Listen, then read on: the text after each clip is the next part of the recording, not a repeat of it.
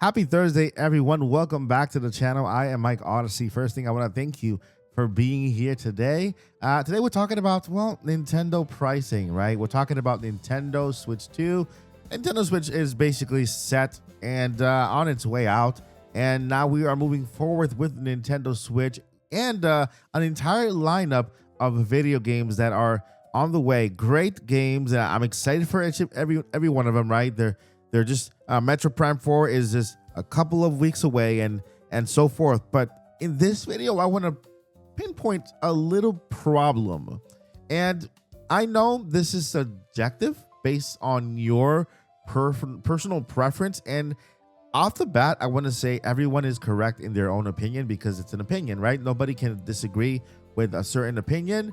People can have different opinions and correlate and get together and, you know, still enjoy gaming, right? And so this video is basically, you know, an opinion, right? It's an opinion video, and where I believe that a lot of people out there do agree, and it has to do with the Nintendo Switch 2 pricing. Okay, so let's go ahead and get into it. Before, if you are new here, we are on our way to 60,000 subscribers on the channel. I want to give away a Switch 2 bundle right by the end of the year for the holiday season. If you would like to maybe have a Switch 2 bundle under a tree, or even if you have one, you know, give it to somebody else, I would love for you to subscribe to this channel. Help me get to 60K. I know we can get there. It's a far fetch, but it's nothing is impossible. I know we can get there. Subscribe, and then you're entering to win a Nintendo Switch 2 bundle. Plus, if you comment down below, we have monthly comment giveaways also, where I give away gift cards at the end of the month to a commenter in the chat. So, you know, I love to give back to you guys by helping me grow this community. So thank you so much. Let's go ahead and get to the video.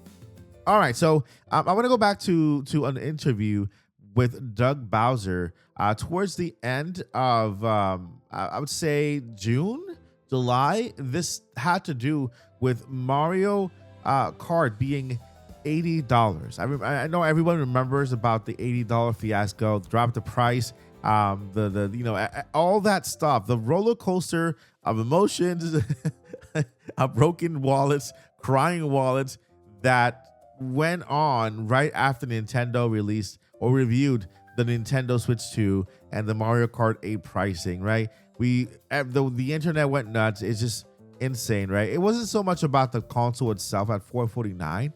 The console itself is worth it. It's a more powerful system, and so, you know, I'm pretty sure that Nintendo is not making too much of a profit on it. And no, tariffs are not affecting the pricing on the Switch. They confirmed that is the base pricing before even tariffs were a thing. And so what we want to talk about is video games, right? Because a console is a one-time investment. You only buy the console once, but you continue to buy video games for it, right? That's where the real value is added to the system. What games come to the system, and how great and how polished the games are, and how much the games are, price point, right? And so Doug Bowser, the current president of Nintendo, and at least until the end of this year, because I know he's stepping down, mentioned that Nintendo is working on a price method that involves tiers, right? There's levels of pricing per development cycle. Like how much does a game cost to make? How many developers worked on it? How long did it take to make, right? And so, I mean, it sounds fair. It sounds fair, like a game like Mario Odyssey costs more than a game like Princess Peach Showtime, right? A game like right now Donkey Kong Bonanza costs more than a game like the Nintendo Switch 2 Experience or Drag X Drive that was like what, $14, right? These games are two different tiers. They're two different areas, right? I'm pretty sure they made that Drag X Drive game in about a week compared to a couple of years for the Donkey Kong Bonanza game.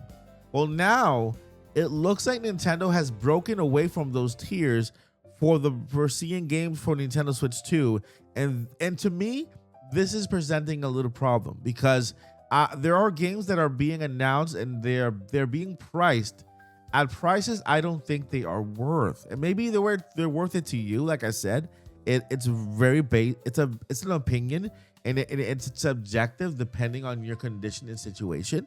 And of course the games you like and don't like, right? If you like a game a lot, you pay a lot for the game. If you like a game a little bit, you won't pay that much for the game, right? And so I want to present one particular game that just got a release date, March 5th, 2026. This is a game that I was looking forward to picking up, right? But I wasn't expecting to pay this much for, because, well, what if I told you it's worth the same as Donkey Kong Bonanza, that major, amazing, massive of a game? It's $70, and I'm talking about Pokemon Pokopia. Yes, Pokopia was given a release date, which is March 5th, 2026, and a price, as you can see on your screen, $69.99 for Pokemon Pokopia. Now, it is like an Animal Crossing type of game. It's not as polished or like Animal Crossing. I would pay $70 for Animal Crossing because it's a major franchise. It's a beloved game. It has so many features. It's ongoing. I mean, there's so many elements. Like right now, Animal Crossing New Horizon is still a fantastic game. And so if the price point for a major title were $70, Animal Crossing would have been that when it came out, but it was, it was $60 with the Switch, since the main price for major games for Switch was $59.99. Now is $69.99 for Switch 2. But where do we start to see the tiers? If a game like Donkey Kong Bonanza is $70, and a game like Pokemon Pokopia is also $70, and off the bat, I can tell you, Pokopia did not take as much time or development time to make as Donkey Kong did. And so I can also tell you that Pokopia is not as big of a game as Donkey Kong Bonanza, right? There are two different types of course, fan base, maybe, right? I'm a fan of both Pokemon and Donkey Kong, but Pokopia is a different type of game. Pokopia is a side game. It's like a little spin-off game in the Pokemon realm.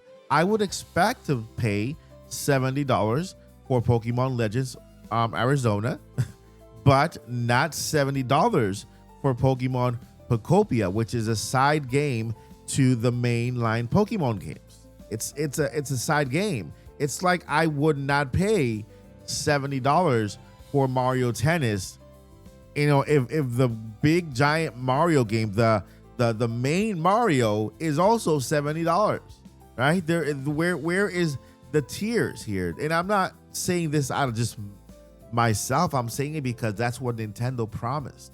Now, if Nintendo say, you know what, all games are $70 across the line, that's it. That's no questions asked. That's how we're gonna present it. Then I'm gonna say, hey, you know what? Okay, that's what they're allowed to price their games however they want. And if I want to buy it, I'll buy it. If I can't afford it, I won't. And if I just don't like the game and I don't think it's worth it, I just won't buy it, right? But they themselves told us there would be tiers. There would be tiers depending on the type of game and development cycle and the I would say how many people want the game, right?